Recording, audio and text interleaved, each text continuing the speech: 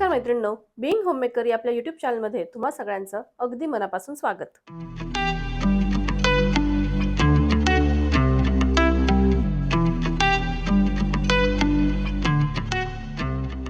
मैत्रिणींनो, होममेकरची सकाळ ही खूप धावपळीची असते, कारण तिला सकाळी सकाळी खूप साऱ्या गोष्टी मॅनेज कराव्या लागतात. आणि ही सगळी रोजचीच धावपळ म्हटलं की काय होतं, कधी कधी तिची चिडचिड होते, कधी कधी तब्येत खराब होते. पण काय करणार, हे सगळं आपल्यालाच करायला हवं नाही का? आणि त्यामुळे यातून मार्ग देखील आपल्यालाच काढायला हवा.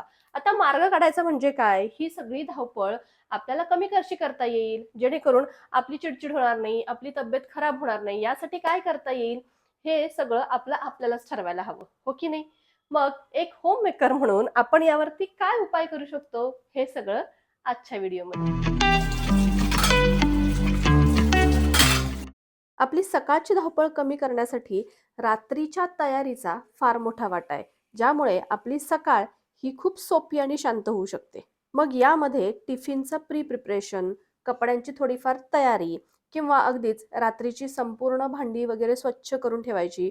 त्याचबरोबर रात्री किचन ओटा देखील अगदी स्वच्छ करून ठेवायचा. खरं तर जेवणानंतर या सगळ्या कामांचा कंटाळा येतो, पण ही कामं जर आपण रात्रीच पूर्ण नाहीत केली ना, तर सकाळचा आपला ताण वाढतो. रात्रीची 20 ते 30 मिनिटांची ही तयारी म्हणजे सकाळची बरोबर 1 तासाची बचत होते.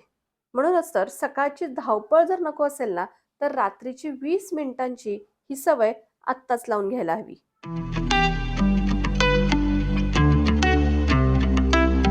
आता रात्रीत जर बरीचशी तयारी झाली असेल, तर अगदी सकाळी सकाळी भल्या पहाटे उठून उठल्या उठल्या लगेच कामाला लागण्याची देखील काहीच गरज नाही. आता सकाळी उठल्यानंतर आपल्याला कोणतं काम करायचंय आणि ते किती वाजेपर्यंत पूर्ण करायचंय, हा जर चार्ट आपल्या डोक्यामध्ये क्लिअर असेल, तर त्यावरून आपली उठण्याची वेळ आपल्याला ठरवता येते. मला रोज 7:30 पर्यंत डबा रेडी करायचा असतो, तर त्यानुसार मी 5:45 ते 6च्या दरम्यान उठते.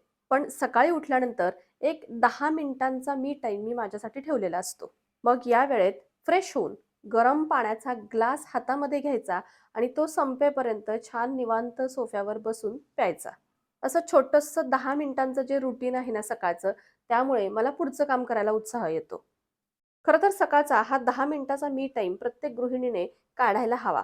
त्यामुळे ना आपलं डोकं थोडंसं शांत होतं आणि पुढच्या कामासाठी आपल्याला एनर्जी येते. पूर्वी काय व्हायचं, मी घरातल्याच कामात खूप बिझी असायचे. स्वतःसाठी मी अजिबात वेळ काढायचेच नाही. मग काय व्हायचं, वेळ मिळेल तेव्हा खायचं, कधी-कधी जेवणच स्किप करायचं, पुरेशी विश्रांती घ्यायचीच नाही. या अशा गोष्टी व्हायला लागल्या आणि मग याचा परिणाम माझ्या हेल्थवरती व्हायला लागला. अपचन, गॅस, ॲसिडिटी अशा वेगवेगळ्या प्रॉब्लेम्सना मला फेस करावं लागलं. म्हणून मी निवडलं आहे सेसा आयुर्वेदिक गट हेल्थ डिटॉक्स शॉट. हे निवडण्यामागचं कारण म्हणजे सेसाची 30 वर्षाची आयुर्वेदिक परंपरा. यामध्ये एक्स्ट्रा साखरही नाही किंवा आर्टिफिशियल कलर्स किंवा फ्लेवर्सही नाहीत. एकदम नॅचरल आहे. मी हे रोज जेवणानंतर दिवसातून 2 वेळा 30 ml घेते. माझं साधं सोपं हेल्थ केअर रुटीन.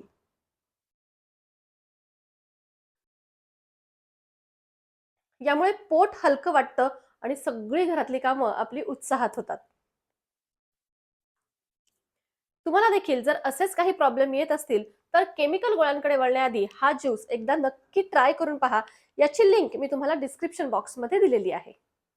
या ज्यूसमुळे आता पूर्वीसारखे हेल्थ इश्यूज येत नाहीत, पण मी ठरवलं की ही जी आपली सारखी धावपळ होत असते ना, ती देखील कमी करणं फार गरजेचं आहे.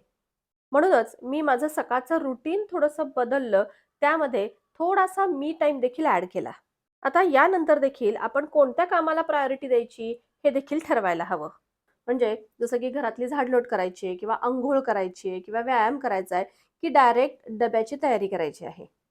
मी तर सगळं बाजूला ठेवून सगळ्यात पहिल्यांदा स्वयंपाक करते, कारण मगाशी सांगितल्याप्रमाणे 7:30 पर्यंत मला डबा तयार करायचा असतो.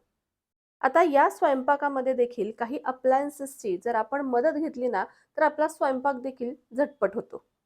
जसं की या मशीनमुळे माझा कणिक हाताने मळण्याचा वेळ वाचतो आणि इकडे कणिक मळून होतीये, तोपर्यंत माझी तिकडे भाजी देखील फोडणीला देऊन होते. आता हा स्वयंपाक करताना फक्त डब्यापुरता स्वयंपाक न करता आपल्या घरात किती माणसं आहेत, त्यांना बेरजेत धरूनच सगळी तयारी करायची. आता माझ्या घरात तर फक्त 4च लोकं आहेत, पण बऱ्याचशांच्या घरात अगदी 9-10 लोकं सुद्धा असतात. मग डबल-डबल आपण तेच-तेच काम करायचं का? तर नाही. सकाळी एकदमच सगळ्यांसाठी लागणारी कणिक मळून घ्यायची. जी भाजी आपण डब्यासाठी करणार आहे, ती देखील अगदी सगळ्यांना विचारात घेऊनच करायची. म्हणजे घरातल्या सगळ्या लोकांसाठी लागणारा निम्मा स्वयंपाक अगदी सकाळच्या वेळेतच झाला पाहिजे, अशा पद्धतीनेच तयारी करायची. आता जसं की आज सोमवार आहे, त्यामुळे माझ्या मिस्टरांना तर उपवासाचं मला बनवावं लागतं आणि आमच्या तिघींसाठी वेगळी भाजी. पण मग मी आता बटाट्याचीच भाजी आज करायची ठरवलेली आहे.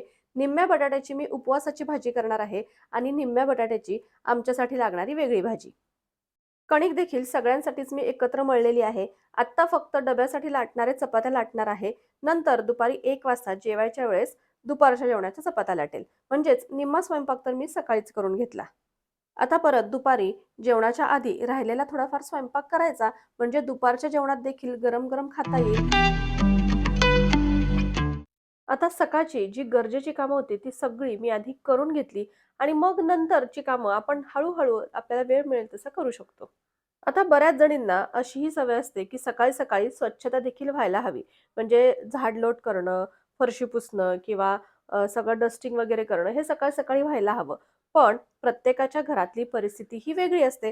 जसं की माझ्या घरामध्ये सगळ्यांना आधी डबे द्यावे लागतात. त्यामुळे मला ते काम आधी करावं लागतं. त्यामुळे ते झाल्यानंतर ज्या कामांची गरज आत्ता सकाळी नाहीये, ती कामं मी नंतर करते. म्हणजे मे बी दुपारच्या वेळेत वगैरे आपण ही अशी कामं करू शकतो. म्हणजे पहा, सकाळची ही धावपळ कमी करताना जशी आपण आदल्या रात्री थोडीफार कामं करून ठेवतो, त्याप्रमाणेच थोडीशी कामं आपण पोस्टपोन करून ती नंतर दुपारच्या वेळेत वगैरे केली तरीही चालतात. एकूणच काय, सकाळची धावपळ कमी करण्यासाठी आपण थोडंसं कामांचं नियोजन व्यवस्थितपणे करायला हवं. थोडंसं फ्लेक्सिबलही राहायला हवं. म्हणजे एकदम आपल्यावरती एकाच वेळी सगळा लोड येत नाही. तर मैत्रिणींनो, थोडंसं आपण जर कामाचं नियोजन व्यवस्थित केलं ना, म्हणजे संध्याकाळी काय करायचं, सकाळी काय करायचं, दुपारी काय करायचं, याचं प्रॉपर जर नियोजन असेल ना, तर आपली उगाचच धावपळ होत नाही आणि आपल्या हेल्थवरही त्याचा परिणाम होत नाही. तर मैत्रिणींनो, एक साधं, सोपं, छोटंसं मॉर्निंग रुटीन मी आज तुमच्याबरोबर शेअर केलेलं आहे, जेणेकरून आपल्याला सकाळची धावपळ कशी कमी करता येईल या संदर्भातील. तर तुम्हाला जर आजचा व्हिडिओ आवडला असेल, तर जरूर आपल्या व्हिडिओला लाईक करा, शेअर करा आणि आपल्या चॅनलवर नवीन असाल तर सबस्क्राईब देखील जरूर करा. आता आपण भेटू पुन्हा एकदा अशाच नवीनशा व्हिडिओमध्ये. तोपर्यंत बाय बाय.